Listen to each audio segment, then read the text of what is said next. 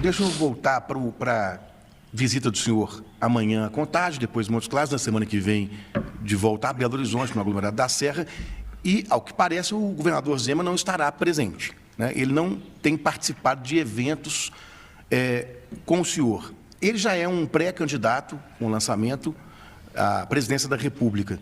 Como é que é a relação do presidente Lula hoje com o governador Romeu Zema? Olha, eu achei muito importante o seguinte, eu trato todos os governadores, eu não faço nem ao de Santa Catarina, que me ataca todo dia, nem ao Zema, que mente, porque o Zema é o falso humilde. Bom, quem quiser conhecer o Zema, assista o Roda Viva. Porque quando ele aparece, sabe, na rede dele comendo uma banana com casca, ele poderia ter sido mais radical, comer um abacaxi com casca, ou comer uma jaca com casca, seria muito melhor para ele mostrar, sabe, a bobagem que ele tentou passar para o povo. Ele é um falso humilde, ele tenta vender uma humildade que ele não tem. Ele não tem essa humildade. Ele é o seguinte, ele tenta criar um tipo de comportamento que não condiz com a necessidade de um governo de Minas Gerais. Minas é o segundo estado economicamente mais importante do Brasil, do ponto de vista populacional, mas Minas tem uma coisa, é o estado mais rico do ponto de vista cultural. É um estado muito rico do ponto de vista político. Ninguém sabe fazer política como mineiro. Todo mineiro já nasce político. E ele tenta descaracterizar a honradez do povo de Minas Gerais, tentando essa falsa humildade, vendendo coisa que não tem. 8 anos falando mal do Pimentel. 8 anos, sem explicar a verdade. Porque a verdade no EICRU é que o Pimentel, durante 4 anos de mandato, teve que pagar a dívida com o governo federal. E ele, durante 8 anos, não pagou nenhuma dívida. É uma dívida de 165 bilhões de reais. É uma dívida... A dívida e tem um Propag agora a 191 bilhões e 700 milhões. O Pimentel pagava para o governo federal e ele não pagou, sabe por quê? Porque o Pimentel entrou com um processo na Suprema Corte e a ministra Rosa Weber deu ao Pimentel o direito de não pagar durante um determinado tempo. Então o seu Zema pegou o Estado sem pagar a dívida. E aí começou a dizer que ele era competente e que o Pimentel não era competente. Eu procurei o Pimentel, falei, Pimentel, você tem que ir para o enfrentamento com o Zema.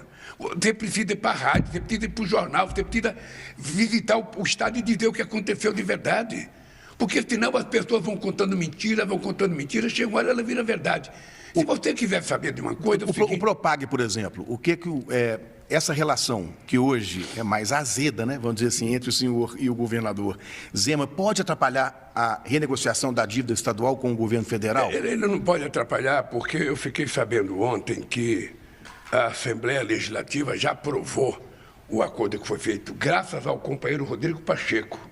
É importante a gente dar reconhecimento a quem merece. O Rodrigo Pacheco foi um dos companheiros, é presidente do Senado, sabe? E ele foi que articulou a possibilidade da gente fazer o Propag. Tá? Ele tem cabelo. E o companheiro Alexandre Silveira, que é o meu ministro de Minas e Energia e Minas Gerais, que tem feito um bom combate para tentar desmentir as mentiras contadas contra o governo federal. Pois bem, esse acordo ele prevê, sabe, um acordo de 30 anos, são refinanciamento em 30 anos e vai ter o desconto do juro da dívida. E o que é que nós propusemos nisso? Para a gente fazer o acordo, o desconto do juro da dívida, 60% do dinheiro, que é quase 3 bilhões e 600 milhões anuais, que o governador vai deixar de pagar, para aplicar em políticas sociais. Reinvestidos no Estado. Reinvestido em políticas sociais. Sabe, para que o povo de Minas Gerais possa acompanhar o desenvolvimento de qualquer outra região desse país. Então, foi um bom acordo. Eu quero agradecer à Assembleia Legislativa de ter aprovado esse acordo.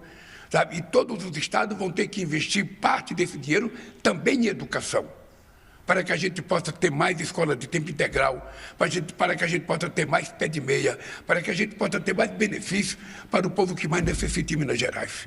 Então, essa dívida foi um acordo, ele pode pagar parte dessa dívida em patrimônio, sabe, em empresas públicas e tal, sabe? E a gente só vai aceitar se as empresas forem rentáveis, a gente não vai aceitar a massa falida, né? Então, e também não vou pegar a empresa, vamos pagar com a CEMIG, mas o presidente tem que privatizá-la. Não vou privatizar a CEMIG. Eu não esqueço de Itamar Franco colocando a polícia dele para enfrentar o Fernando Henrique Cardoso para não privatizar a CEMIG. Eu não vou privatizar a CEMIG.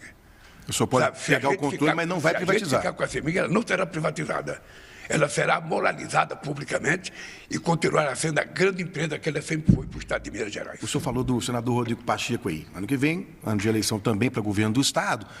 A chapa do presidente Lula para Minas Gerais, a chapa dos sonhos, seria formada por Rodrigo Pacheco e Marília Campos, prefeita de Contagem, como vice? Você está me dando uma ideia. Eu posso dizer ao povo de Minas Gerais que não é ideia minha, isso aqui é o Laí que está dizendo. Ele já encontrou um candidato a governador e a candidata a vice. Eu vou dizer para você uma coisa, Laí, eu tenho sido muito amigo do Pacheco. Eu não conheci o Pacheco e durante o exercício da presidência dele no Senado, eu tive a oportunidade de ter uma boa relação com o Pacheco, gosto do Pacheco, respeito o Pacheco. Acho que o Brasil deve muito a ele, porque a defesa da democracia foi ele que fez naquele Senado. Se não fosse ele, a gente poderia ter uma situação diferente no Brasil. Então, eu acho que o Pacheco é hoje a figura pública de Minas Gerais mais respeitada, sabe, de Minas Gerais. Por isso eu acho que ele está altamente qualificado para ser candidato ao que ele quiser. E se ele quiser ser candidato a prefeito e a companheira Marília quiser ser vice... Ao governo. Sabe, ao se governo. ele quiser ser candidato ao governo de Minas Gerais e a Marília quiser ser vice, seria uma dupla... Mas o senhor conversa com ele sobre isso, né? O senhor já falou com ele sobre isso? Eu já sondei, mas ainda não firmei nada com ele. E o que ele respondeu? Não, eu acho que o Pacheco está se convencendo de que todos nós, seres humanos, precisamos construir uma causa na nossa vida. Você sabe por que eu acho que eu não vou ficar velho?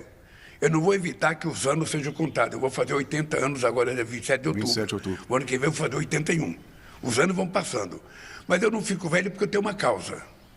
E quando você tem uma causa que levanta todo dia, sabe, disposto a cumprir aquela causa, você não fica velho.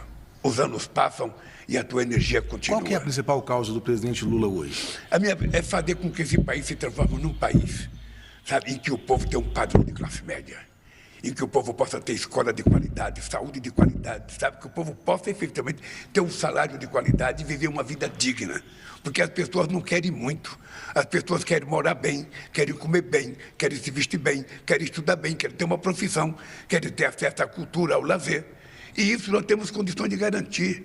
Olha aí, veja, nós tínhamos acabado com a fome nesse país de 54 milhões de pessoas em 2014. Quando eu voltei em 2023, tinha 33 milhões de pessoas em situação de fome. Nós agora, há 15 dias atrás, a ONU anunciou, o Brasil outra vez saiu do mapa da fome. Tiramos 30 milhões de pessoas do mapa da fome. Significa que as pessoas voltaram a tomar café de manhã, almoçar e jantar, que é um sonho da minha vida. Tá? Porque não tem soberania, essas pessoas não comem. Não tem soberania, essas pessoas não estudam. Não tem soberania, essas pessoas não têm orgulho do país que eles moram. Então, qual é o papel do governo? É fazer com que as pessoas se sintam bem. E o Estado esteja governando para essas pessoas. É para isso que eu fui eleito presidente da República. Eu sinto que esse é um tema sensível, talvez o principal tema do senhor como presidente da República.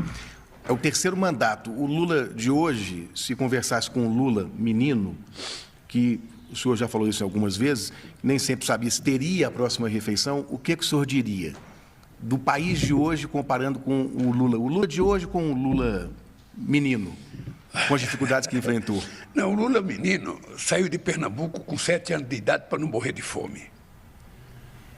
E o Lula de hoje é presidente da República. Eu debito essa mudança na minha vida, Laí, a Deus.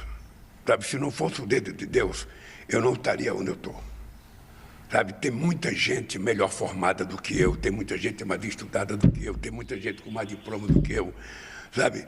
Mas quis Deus que fosse eu que chegasse a ter o único presidente a ter um terceiro mandato nesse país.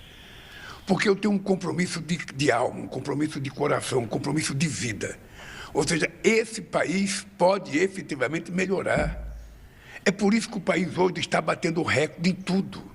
Se você pegar a situação econômica do país hoje, olha aí, você vai perceber o seguinte: o país não crescia acima de 3% desde que eu deixei a presidência da República. Ele só voltou a crescer quando eu voltei a ser presidente da República.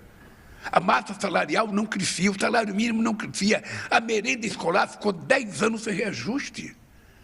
Então, um país que não dá reajuste no salário mínimo, que não dá reajuste na refeição escolar, que não dá reajuste na bolsa dos nossos pesquisadores que têm que estudar, Um país que não investe, ou seja, nós pegamos esse país com 480 mil jovens do ensino médio desistindo da escola para ajudar no orçamento familiar. Só vou te dar uma ideia aqui, lá.